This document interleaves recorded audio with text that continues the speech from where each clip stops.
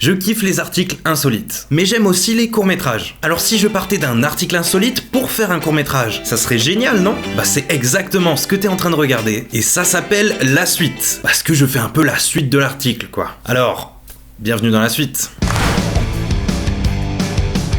Elle se fait attaquer par une porte automatique. Cette histoire rocambolesque se passe en décembre 2015. Ginette, une femme de 69 ans, va faire ses petites courses dans le magasin Cora le plus près de chez elle. Et lorsqu'elle tente de rentrer dans le magasin, Gigi, elle se fait attaquer par la porte automatique de l'entrée. La porte s'est refermée sur elle, Ginette est tombée et s'en sort avec une fracture du coccyx. Aïe aïe aïe! Mais c'est pas tout! Dans cet article, Ginette témoigne et raconte que cette porte-là, celle-là, ouais, en plus de lui avoir pété le coccyx, elle l'a aussi traumatisé. Du coup, aujourd'hui, Ginette a ce qu'on appelle une peur bleue des portes automatiques. C'est pas rien quand même. Tu t'imagines vivre avec une peur bleue des portes automatiques, toi?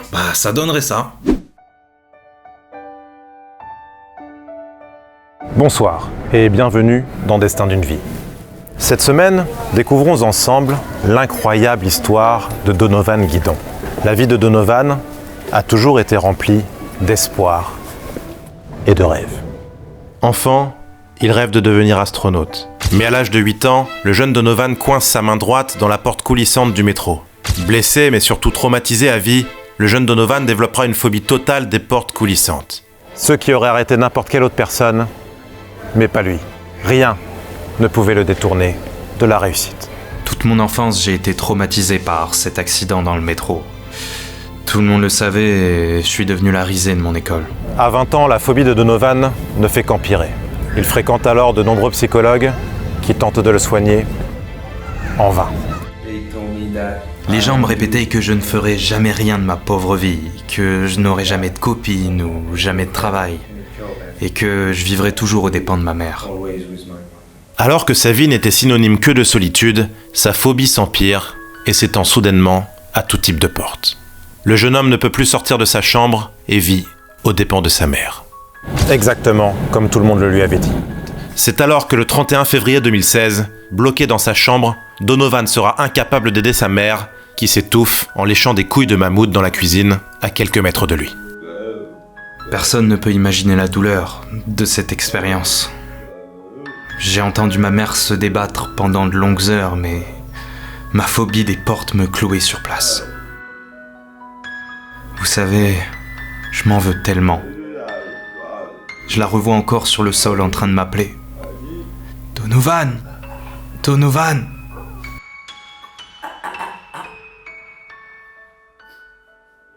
Mais cette tragédie agit comme un déclic pour Donovan. Il est radicalement transformé et sa vie prend un nouveau tournant. Ma phobie des portes avait complètement disparu, remplacée par une rage de vivre sans précédent. Après tout ça, je comptais bien prendre ma revanche sur la vie. J'ai décidé de plus me laisser impressionner par les portes automatiques. Alors je me suis approché de la plus proche de chez moi et je l'ai franchie.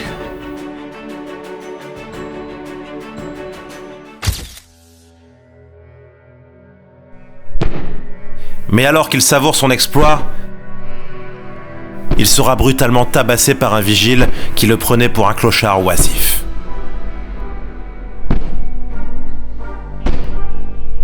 Les coups de ce vigile étaient d'une telle violence que je savais que j'en porterais les séquelles pour le restant de ma vie.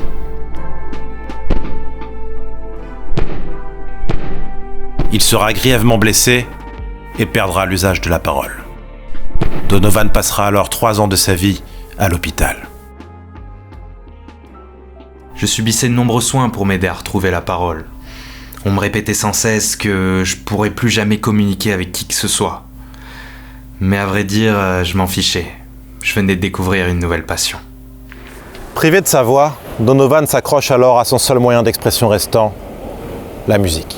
Donovan a alors l'idée d'utiliser la seule chose autour de lui capable d'émettre un son, la porte de sa chambre d'hôpital, qu'il enregistre et utilise pour créer des mix et les publier sur Internet. Le succès de Donovan est immédiatement planétaire. De sa petite chambre d'hôpital, il fait danser la terre entière. Il est alors nommé DJ de l'année 6 fois de suite, gagne 3 Grammy Awards et sera nommé en seulement 6 semaines le musicien le plus riche du monde selon Forbes. Alors que le jeune milliardaire sort enfin de l'hôpital, guéri, Donovan réalise que son manager s'est joué de lui et a perdu toute sa fortune en envoyant des SMS à des jeux télévisés. Ruiné, sa femme le quitte pour vivre le grand amour avec un manège de parc d'attractions. Et Donovan finira clown pour enfants.